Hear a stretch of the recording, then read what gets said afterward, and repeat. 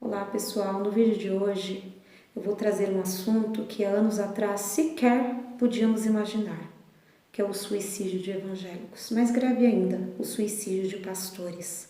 Qual a origem do estresse, do esgotamento pastoral? Eu vou trazer também para vocês duas histórias de pastores americanos que enfrentaram problemas de esgotamento, de uma depressão profunda e como eles superaram este problema. Para quem não me conhece, eu sou a Silvana do canal Diário Pentecostal, especialista em História e Teologia do Protestantismo no Brasil. Se você ainda não é inscrito, se inscreva no canal, deixa seu curtir, compartilhe aí com seus amigos. Fazendo isso, você contribui para o crescimento do canal.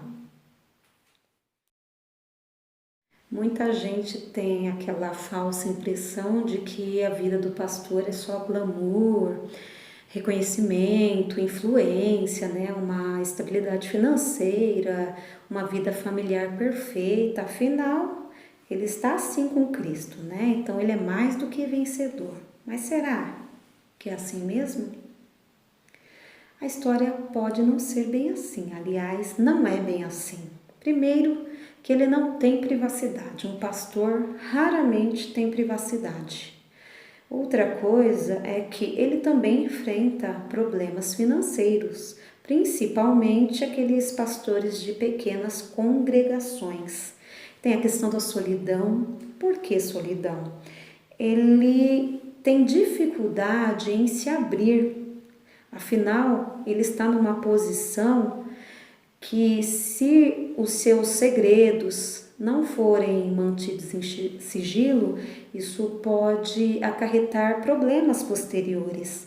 E também tem a questão da luta de poder ali dentro da congregação, tem que lidar com oposições também e com aquela sensação de ter que carregar a congregação nas costas, né? Então tudo isso aí vai gerando um estresse, uma tensão e pode evoluir por um esgotamento mental.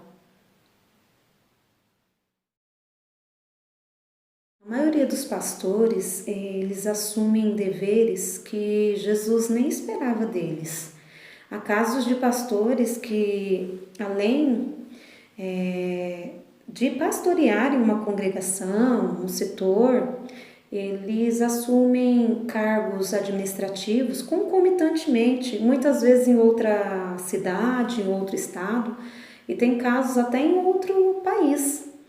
E é preciso achar um ponto de equilíbrio aí, pois Jesus mesmo disse que o fardo dele é leve. Me faz lembrar do caso de Moisés, que o sogro dele estava assim incomodado. O sogro dele, experiente, percebeu que da forma que Moisés estava agindo, ele iria perecer. Não só Moisés, mas o povo também, porque era muito trabalho para ele executar sozinho. Moisés teve a humildade, né? Ele ouviu, ele entendeu e ele fez o quê? Convocou líderes espirituais, delegou funções para esses líderes e aí teve uma vida mais tranquila, mais produtiva. Mas eu acredito também que o modelo eclesiástico de governo adotado pelas igrejas pentecostais e neopentecostais, onde centraliza o poder de decisão na mão de uma só pessoa, no caso o pastor, potencializa essa sobrecarga de trabalho. Porque no caso daquele modelo eclesiástico de governo presbiterial, da igreja presbiteriana, eles delegam a questão financeira da igreja. Quem é o responsável por cuidar, por administrar essa questão financeira? É o diácono. Então o pastor se dedica à questão pastoral especificamente, mais do atendimento aos membros, na preparação da palavra, no estudo da oração. Então fica uma carga mais balanceada. Pastor como um ser incorruptível? Em alguns momentos a manutenção dessa imagem pode ser até positiva, né? Eles podem até achar positiva, porque faz com que os membros o apoiem mais, obedeçam mais. Só que o aspecto negativo disso, dessa visão do pastor como um ser incorruptível, ela é bem danosa, porque os membros eles terão dificuldade em entender que o pastor pode necessitar de ajuda de uma outra fonte que não a sobrenatural. Isso vai fazer com que o pastor esconda os seus problemas, né? Vai ficar com aquela falsa aparência, porque ele teme perder a reputação de alguém que consegue sempre resolver as coisas em oração. Então ele teme perder essa reputação, teme pelo seu futuro, né? Muitas vezes a origem do estresse ela está enraizada na própria personalidade de alguns pastores. Você analisando alguns casos, você não consegue diferenciar o que é uma ambição pessoal e o que é um zelo pelo Senhor. Porque vocês podem perceber uma correria, um desgaste, uma maratona para dar conta de tantos compromissos, de tantas obrigações que parece que se confunde aquele versículo: vinde a mim todos os que estáis cansados e oprimidos e eu vos aliviarei. Muitas pessoas parecem entender que Jesus disse assim: vinde a mim todos os que estáis cansados e oprimidos e eu vos darei um colapso nervoso. Porque só isso justifica correr tanto. Acontece muito de pastores e esposas não fazerem amizades estreitas com os membros, né? Eles tentam manter uma certa distância a fim de acomodar aquela posição de líder espiritual do grupo. E eles têm medo também de confiar assim aos membros, até a colegas de ministério, informações desfavoráveis, né, deles mesmos, da família. Então eles evitam de se abrir. E qual o problema? Quais as consequências de não se abrir? Eles perdem a oportunidade de pessoas verdadeiras que poderiam ajudá-las. Eles perdem esta oportunidade de serem ajudados por pessoas verdadeiras. Um líder espiritual americano, ele passou por algumas histórias trágicas de segredos não mantidos, de confidências que ele fez divulgadas. Então ele ficou traumatizado com isso. Então quando ele se sentia esgotado, ele dirigiu o seu carro até uma pequena igreja católica, entrava no confessionário e ali ele se abria com alguém que ele tinha certeza que iria manter sigilo. Ele afirma que sempre saía melhor de lá. Que situação chegamos? Não podermos confessar as nossas culpas uns com os outros. Nos Estados Unidos existe um ministério por telefone com o objetivo de resolver problemas pessoais do pastor, da família dele, e neste serviço não é necessário se identificar. O que eles exigem é que se informe de que local do país se está falando. Ainda assim, muitos pastores não usufruem deste serviço temendo ser identificados.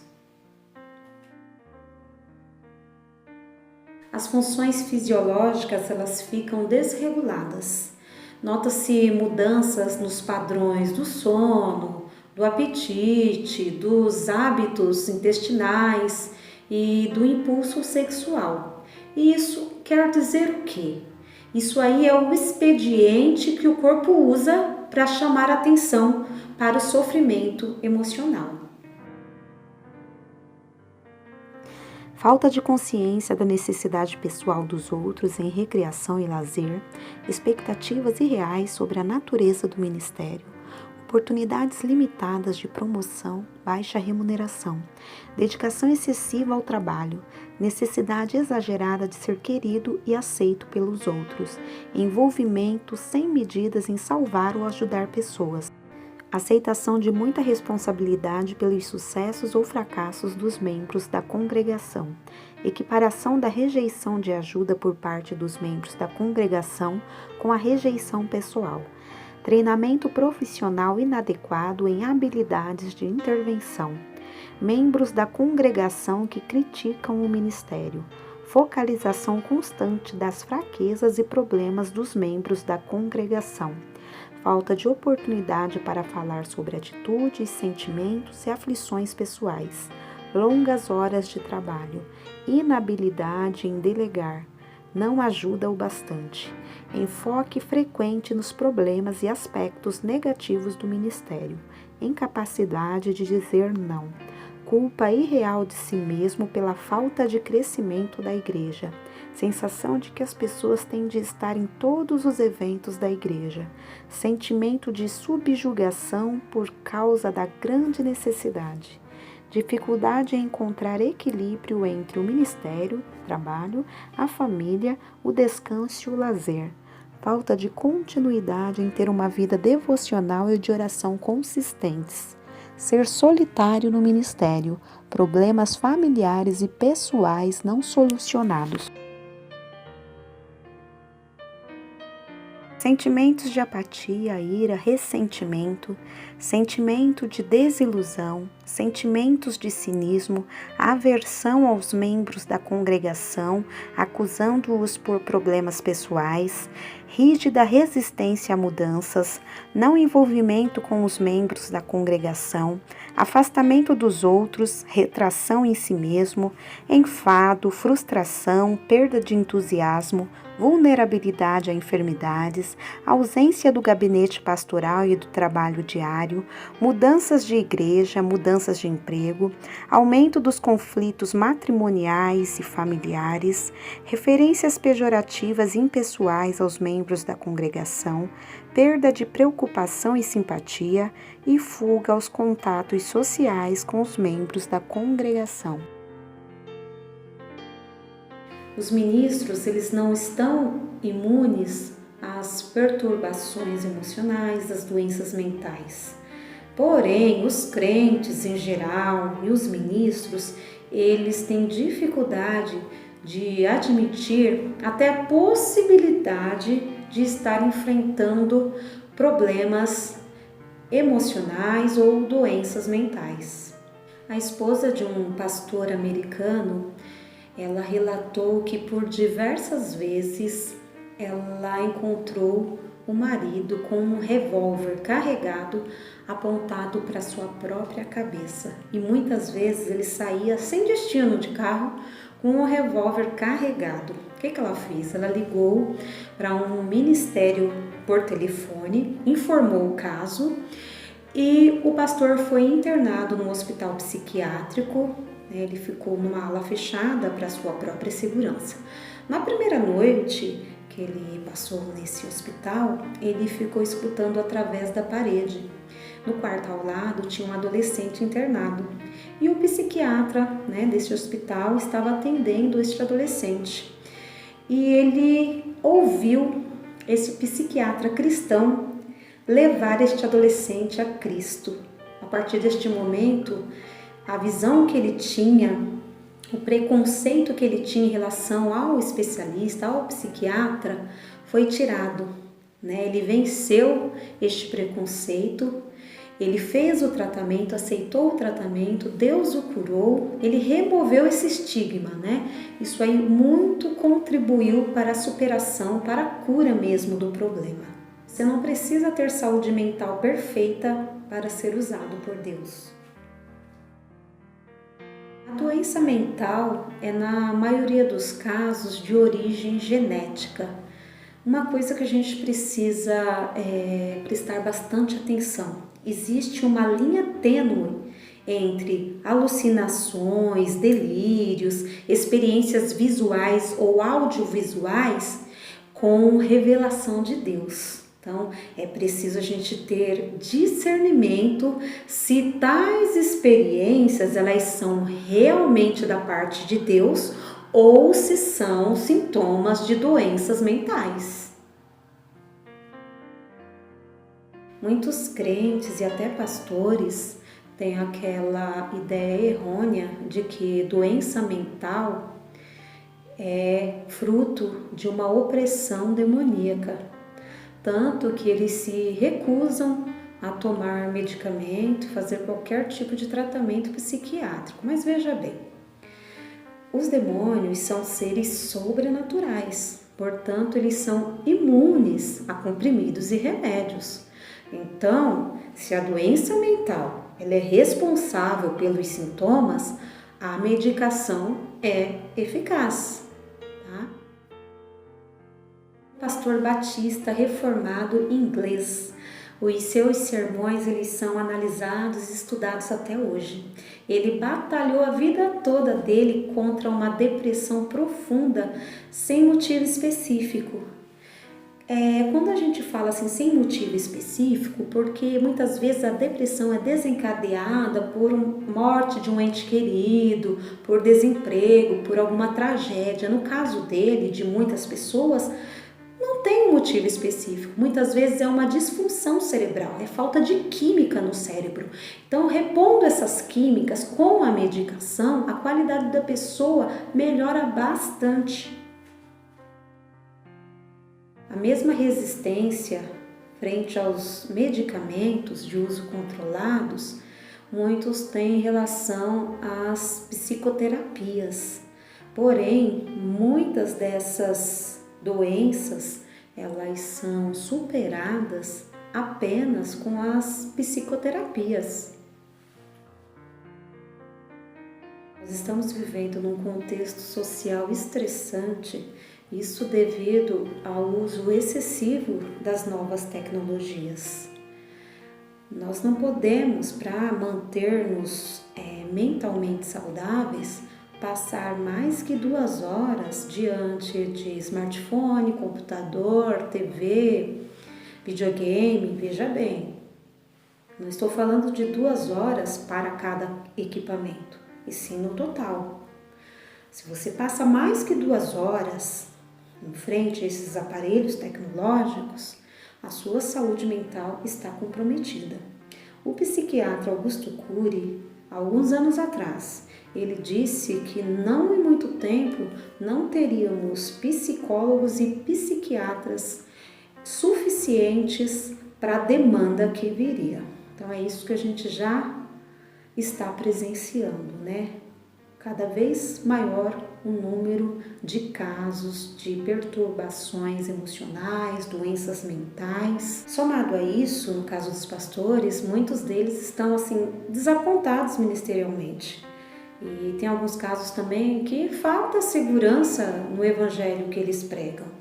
Sem contar aqueles que estão plantados em homem, né? Plantados na igreja e não no reino de Deus. Se há uma propensão à doença mental, tudo isso aí já é suficiente para desencadear a doença. Uma depressão não tratada pode muito evoluir para um sentimento suicida. Aqueles pastores mais sinceros são mais suscetíveis a sofrerem com essas doenças, pois é difícil para eles aceitarem a derrocada do cristianismo como religião. A decepção com a igreja local e com o cristianismo os afetam profundamente.